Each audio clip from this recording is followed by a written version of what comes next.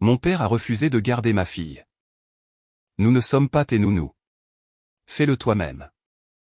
J'étais la fille qui payait son prêt immobilier, alors j'ai juste eu un sourire ironique et répondu, tu as raison. Et je ne suis pas ta banque. C'est là que la panique a commencé. Je m'appelle Chloé, et le son du rire de mon père résonne encore dans mes oreilles comme une notification que l'on ne peut pas désactiver. À un instant, je demandais de l'aide. L'instant d'après, sa voix a tranché net des années de loyauté silencieuse. J'avais appelé avec une seule demande simple, garder ma petite fille pendant quelques heures pour que je puisse me présenter à l'entretien le plus important de ma carrière. Pas de drame, pas de crise, juste une mère qui essaie d'empêcher sa vie de s'effondrer un mardi matin. À l'autre bout du fil, il n'a même pas pris la peine de réfléchir. D'abord, il y a eu cette courte respiration amusée que je ne connaissais que trop bien, le même son qu'il faisait par le passé quand je lui disais que je trouverais une solution pour les paiements ou que je m'en occuperais cette fois-ci. Puis il l'a dit, nous ne sommes pas tes nounous. Fais-le toi-même. Cela m'a blessé plus durement que n'importe quelle insulte qu'il m'ait jamais lancée. À ce moment-là, je ne me suis pas senti comme sa fille. Je me suis senti comme un distributeur automatique de billets qui venait enfin de cracher un reçu. Solde épuisé. Chaque souvenir de virement nocturne, de factures d'urgence et de sauvetage discret s'est aligné dans ma tête comme des débits sur un relevé avec mon nom en haut et sa signature nulle part. Quelque chose en moi a cessé de plier. Je n'ai pas argumenté. Je ne lui ai pas rappelé quel argent maintenait un toit au-dessus de sa tête.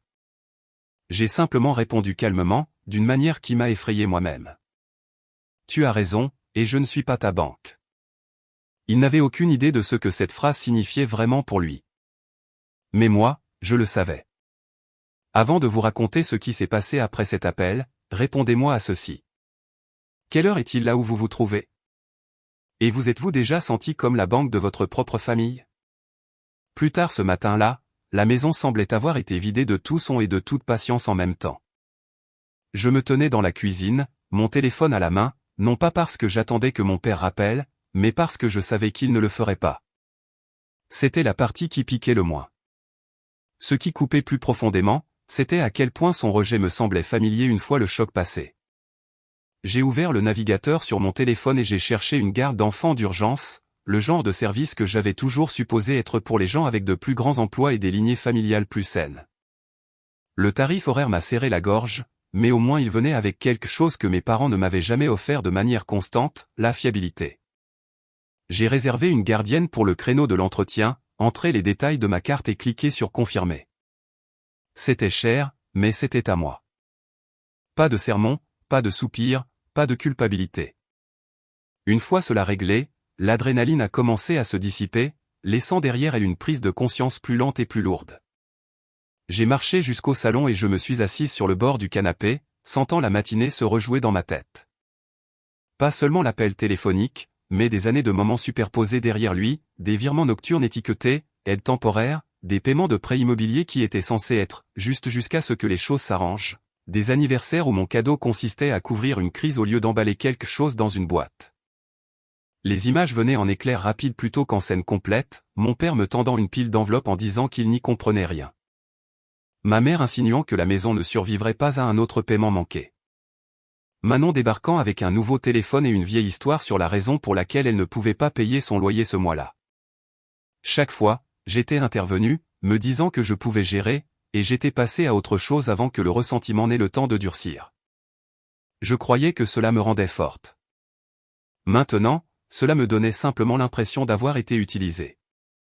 J'ai attrapé mon ordinateur portable sur la table basse et j'ai ouvert le document où je tenais mon propre budget. Ce n'était pas un décompte complet de ce que j'avais fait pour eux, juste des notes que je prenais pour ne pas perdre le fil de la part de mon avenir que j'avais déjà dépensé pour leur passé. Ligne après ligne me rappelait que le prêt immobilier n'était pas un sauvetage ponctuel. C'était une habitude. Il trébuchait, je payais, et personne ne demandait jamais ce que cela me coûtait. Quelque part au milieu de cette liste se trouvait un autre nom, Manon. Pas écrit comme une sœur, mais comme une obligation mensuelle. Chaque fois qu'elle changeait d'appartement, de travail, ou avait besoin d'une remise à zéro, quelque chose était prélevé sur mon compte pour maintenir son style de vie. Je l'avais permis, me disant qu'il était plus facile de l'aider que de voir mes parents paniquer à cause de ses choix. quelque part en cours de route, j'étais devenu la solution silencieuse dont tout le monde dépendait sans jamais le dire à voix haute. À travers la fenêtre, j'ai vu ma voisine Hélène sortir sur son Porsche, ajustant un pot de fleurs suspendu. Elle m'a fait un petit signe de la main quand elle a remarqué que je la regardais. Hélène vivait seule, subvenait à ses propres besoins et n'a jamais laissé entendre que quelqu'un lui devait quoi que ce soit. Nous n'étions pas proches, mais sa présence stable et autonome me rappelait que l'âge adulte n'avait pas à ressembler au désordre que je n'arrêtais pas de ranger. J'ai fermé l'ordinateur portable et laissé mon regard se poser sur l'horloge murale. Le temps passait, que ma famille s'adapte ou non. L'entretien attendait toujours. Ma fille avait toujours besoin de stabilité. La seule variable que je pouvais réellement contrôler était la part de moi-même que j'étais encore prête à céder. Pour la première fois, la réponse semblait simple, moins qu'avant. Le jour de l'entretien est arrivé avec un calme tranchant que je n'avais pas ressenti depuis longtemps. Je me suis réveillé avant mon réveil, je suis resté allongé un moment et j'ai écouté le calme de la maison. Pas de message, pas de coup à la porte, pas de demande, juste un silence nu et le doux bourdonnement du chauffage qui poussait de l'air chaud à travers les bouches d'aération. J'ai traversé la matinée par étapes délibérées, café, douche, maquillage simple, des vêtements qui me donnaient le sentiment d'être à ma place dans la pièce où je me dirigeais. Pas pour impressionner qui que ce soit, mais pour correspondre au poids de l'opportunité. Cet entretien ne visait pas à atteindre quelque chose de nouveau. Il s'agissait de revendiquer enfin le niveau de contrôle que j'avais cédé à d'autres personnes pendant des années. Quand la gardienne est arrivée, elle est entrée avec une confiance qui m'a stabilisé. Je lui ai expliqué la routine de Léa, j'ai répondu à quelques questions rapides, puis j'ai regardé ma fille s'installer à côté d'elle avec une petite pile de livres. Il n'y avait aucune culpabilité à partir. J'avais payé pour un service, arrangé une solution et protégé mon propre avenir sans demander à personne de réorganiser ses loisirs. Sur le trajet vers le centre-ville, mon esprit a tenté de revenir aux paroles de mon père, mais elles semblaient plus petites face à l'ampleur de ce vers quoi je me dirigeais. Je me suis concentré sur l'itinéraire, le timing des feux de circulation, la façon dont la ville s'ouvrait alors que je me dirigeais vers le quartier des affaires. Mes mains étaient stables sur le volant. Ma respiration correspondait au rythme des clignotants. Parking, badge, ascenseur, hall d'entrée. Les étapes familières m'ont porté vers la salle de conférence où les associés attendaient. En entrant, j'ai senti la version de moi-même qui appartenait aux attentes familiales se retirer, remplacée par celle qui avait gagné sa place à cette table. Je les ai salués, j'ai pris mon siège et j'ai ouvert mon dossier. Les questions ont commencé, projection, évaluation des risques, stratégie. J'ai parlé clairement, exposant les décisions que j'avais prises dans des projets passés et les résultats qui en avaient découlé. Quand ils m'ont demandé comment je gérais la pression, je n'ai pas pensé aux conflits de salle de conseil. J'ai pensé aux appels nocturnes de mes parents, aux dettes que je n'avais pas créées, au chaos que j'avais transformé en structure. J'ai traduit cela dans un langage qu'ils comprenaient, priorisé, restructuré, refusé de laisser les distractions dicter les résultats. À mi-parcours, mon téléphone a vibré dans mon sac. Une fois, puis une autre. Je ne l'ai pas pris. Quelle que soit la crise qui se déroulait à l'autre bout du fil, elle pouvait attendre. Pour la première fois, je me suis autorisé à être injoignable. L'entretien est passé à un niveau de questionnement plus profond. Il voulait savoir comment je voyais l'avenir du cabinet, où je pousserais pour le changement, ce que je croyais digne d'être défendu. J'ai répondu avec une assurance qui m'a surprise moi-même. J'ai parlé de croissance durable, de ne pas construire le succès sur des fondations instables, du coup d'ignorer les signaux d'alarme silencieux. Quand ce fut terminé, il y a eu un petit changement dans la pièce. Quelques hochements de tête, un léger sentiment d'alignement. Pas de promesse, mais quelque chose qui s'approchait du respect. Je suis parti sans rejouer chaque mot que j'avais dit. Il n'y avait rien à corriger, pas d'excuses à rédiger dans ma tête. De retour dans la voiture, j'ai finalement vérifié mon téléphone. Une série d'appels manqués et de messages de mes parents et de Manon remplissaient l'écran. Aucune explication, aucun contexte visible depuis l'aperçu seul. Je n'en ai ouvert aucun pour le moment.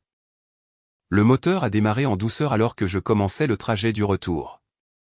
La ville avait l'air différente de ce matin-là, non pas parce qu'elle avait changé, mais parce que j'avais finalement cessé de centrer ma vie sur qui pourrait appeler ensuite.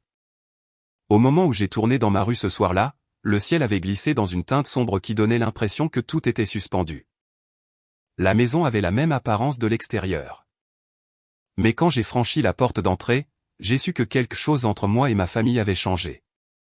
La gardienne m'a accueilli dans le couloir avec un petit sourire et un résumé rapide de l'après-midi de Léa.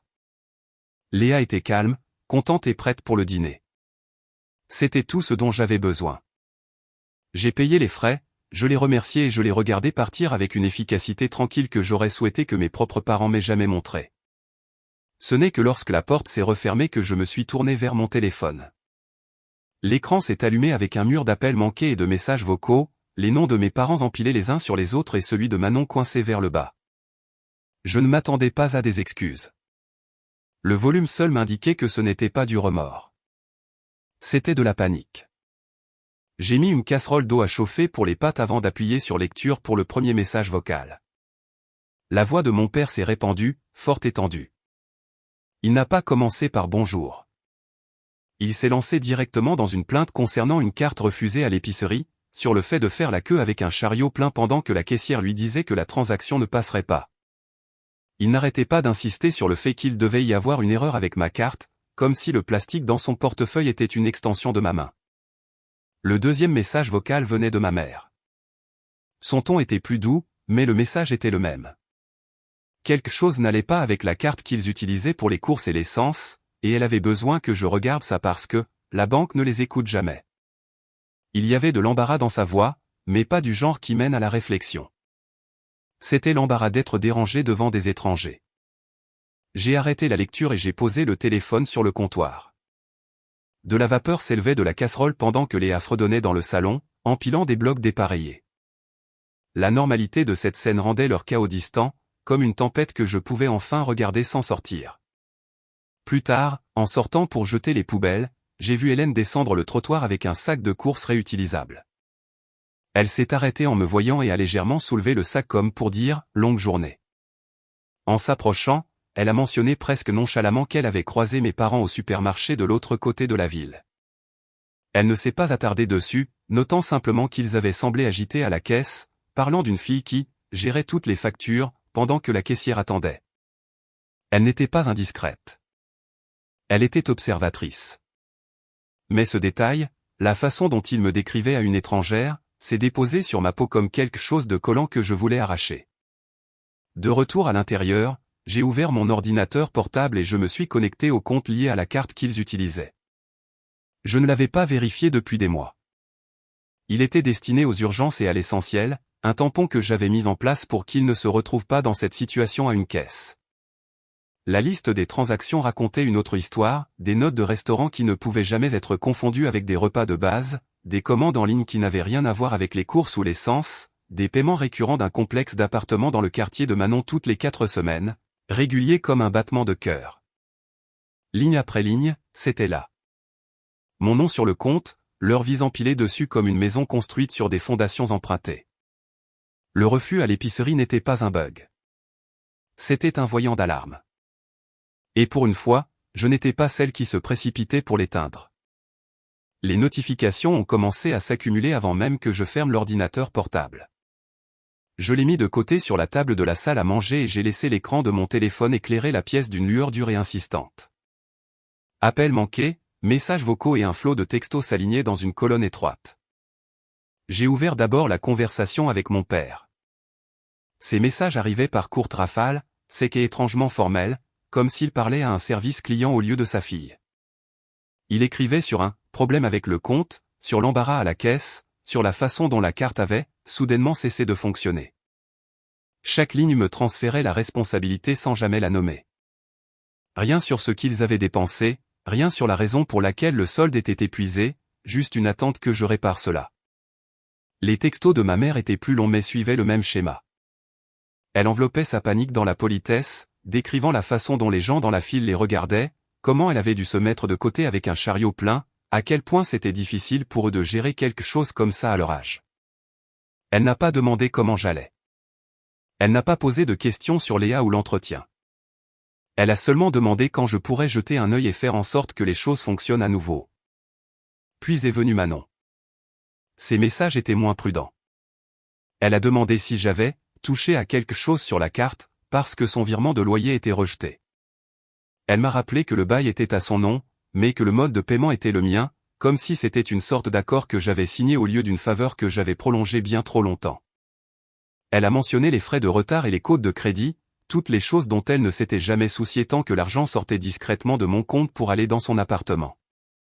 Lire ces lignes, c'était comme faire défiler un scénario dans lequel je n'avais jamais accepté de jouer. Je suis revenu en haut, puis en bas, juste pour être sûr de ne pas imaginer le ton. Aucun d'entre eux n'a demandé si j'avais désactivé la carte exprès. Ils ne l'ont pas envisagé. L'idée que je puisse choisir de fermer le robinet n'existait tout simplement pas dans leur version de la réalité. Pour eux, la carte s'était arrêtée comme une lumière qui clignote et s'éteint, gênant, mystérieux, nécessitant une réparation rapide. J'ai posé le téléphone, je suis allé dans la cuisine et je me suis versé un verre d'eau.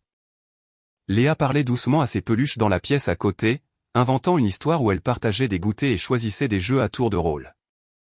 Le contraste m'a serré la gorge. Sur la table, le téléphone a de nouveau vibré. Cette fois, je l'ai pris et j'ai fixé la conversation ouverte avec des yeux stables. J'ai pensé à toutes les fois où j'avais viré de l'argent sans protester, à chaque dépôt qui assurait le confort de quelqu'un d'autre pendant que je réorganisais mes propres plans pour que cela fonctionne. J'ai pensé à la facilité avec laquelle ils avaient rejeté une simple demande d'aide pour mon enfant, mais à la rapidité avec laquelle ils exigeaient maintenant de l'aide pour leur confort. Pour une fois, je n'ai pas trop réfléchi à ma réponse.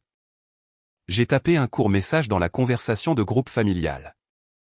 Je leur ai dit que la carte et les virements avaient été suspendus, que je ne financerais plus les courses, l'essence, le loyer ou tout autre extra. Je ne l'ai pas justifié. Je n'ai pas fait référence à l'appel de ce matin-là. J'ai simplement énoncé la nouvelle réalité en termes clairs et j'ai appuyé sur envoyer. En quelques secondes, 3 points sont apparus, ont disparu, puis sont réapparus. J'ai posé le téléphone face contre table et je me suis éloigné avant que les réponses ne puissent arriver. Le lendemain s'est déroulé avec une tension lente et lourde. J'ai passé la matinée avec Léa, préparé le petit déjeuner et gardé mon téléphone face contre le comptoir.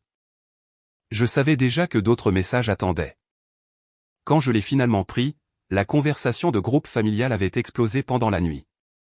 Mon père avait envoyé des murs de texte, passant de la confusion à l'indignation. Il écrivait sur la loyauté familiale, sur tout ce qu'ils avaient fait pour moi, comme si quelques années de parentalité de base effaçaient une décennie de dettes impayées et de sauvetage discret. Ma mère a ajouté des lignes sur le stress et la santé, insinuant que toute cette situation était trop pour eux. Manon se concentrait uniquement sur elle-même. Elle a prévenu que son propriétaire n'attendrait pas, que les frais de retard s'accumulaient, qu'elle ne pouvait pas simplement sortir de l'argent de nulle part. Plus je lisais, plus le schéma devenait clair. Aucun d'eux n'a demandé pourquoi j'avais arrêté de payer. Aucun d'eux n'a demandé ce que cela m'avait coûté de commencer. Ils ne voulaient pas d'explication. Ils voulaient que l'ancien système revienne. J'ai fermé la conversation sans répondre. À la place, j'ai ouvert un autre ensemble d'onglets sur mon ordinateur portable, ma banque, le compte du prêt immobilier, les virements automatiques que j'avais mis en place il y a des années. Voir mon nom attaché à ces paiements a suscité une clarté froide. Chaque mois, une partie de mon salaire partait discrètement pour maintenir debout une maison dans laquelle je ne vivais pas. Quand les temps étaient durs, j'avais fait des économies sur mes propres dépenses, sautant des voyages, retardant des réparations, réduisant tout ce qui semblait optionnel. Mes parents n'ont jamais connu ces détails. Ils ne voyaient que le résultat final, le prêt immobilier n'était jamais en retard, les lumières restaient allumées, la carte passait. J'ai désactivé le paiement automatique en quelques clics. Le système m'a demandé si j'étais sûr. J'ai lu la question une fois, puis j'ai confirmé. Le créancier attendrait toujours son argent. Il ne l'obtiendrait simplement pas de moi. Quelques heures plus tard, on a frappé à la porte. Ce n'était pas hésitant. C'était ferme et impatient, le genre de coup qui suppose qu'on lui répondra. J'ai regardé par le Judas et j'ai vu mon père sur le porche, les épaules voûtées, la mâchoire serrée. Pendant une seconde, l'instinct a essayé de me ramener à l'ancien schéma, ouvrir la porte, adoucir mon ton, arranger les choses. Je suis sorti à la place, tirant la porte presque fermée derrière moi pour que Léa n'entende pas. Il a commencé à parler vite, sortant ses mots en rafale. Il a mentionné la carte, le loyer, l'avis de prêt immobilier qui était arrivé dans leur boîte aux lettres ce matin-là. La voilà, La première vraie conséquence qui les rattrapait enfin, un rappel que l'argent n'apparaît pas simplement parce que quelqu'un insiste pour qu'il le fasse. J'ai écouté sans interrompre. Quand il a finalement manqué de mots, je lui ai dit calmement que le soutien était terminé. Pas en pause, pas en révision, pas négociable. Terminé. Je lui ai rappelé que la maison était sa responsabilité, que le prêt portait son nom, et que le créancier s'attendait maintenant à ce que lui, et non moi, se manifeste. Son visage est passé de l'incrédulité à la colère, puis à la peur.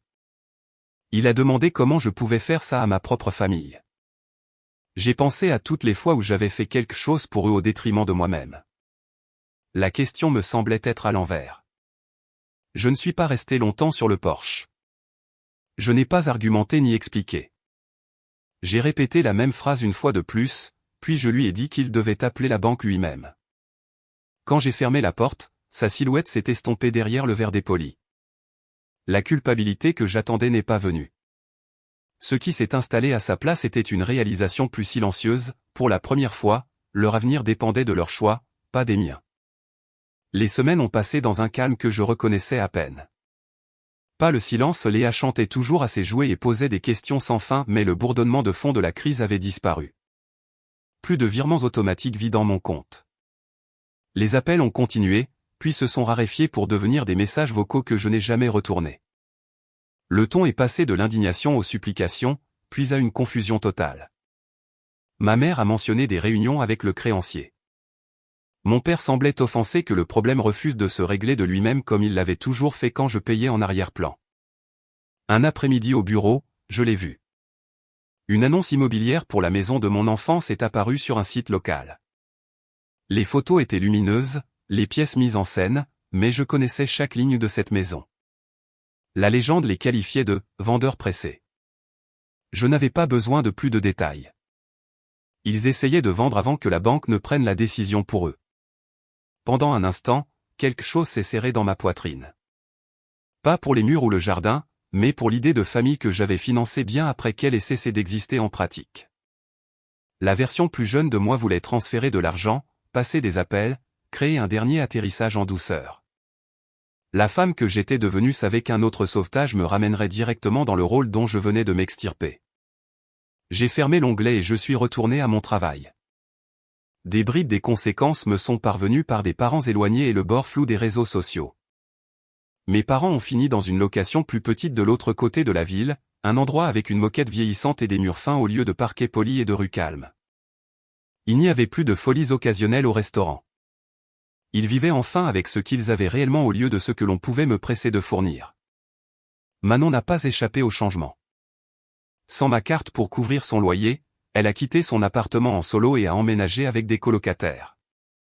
Elle a pris un travail régulier avec un horaire fixe et un manager qui se souciait plus des fiches de présence que des sentiments.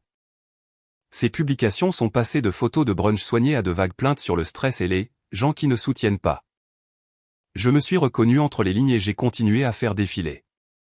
Ma propre vie n'est pas devenue un conte de fées. Elle est devenue stable. La promotion est arrivée. Mon nouveau titre a apporté plus de travail et une voix plus forte à la table des décisions. Et pour une fois, le chèque de paie est resté sous mon contrôle.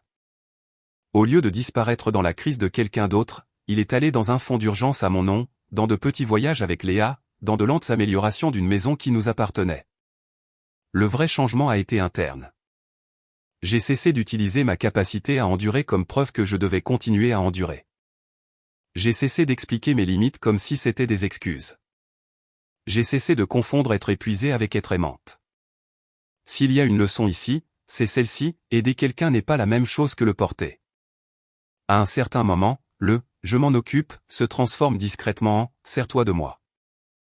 Et si vous ne vous écartez jamais, ils n'apprennent jamais à se tenir debout tout seuls. Partager le même sang ne fait pas de vous une infrastructure publique. Vous n'êtes pas un solde sans fin, un plan de sauvetage permanent, ou une sortie de secours garantie face aux mauvais choix.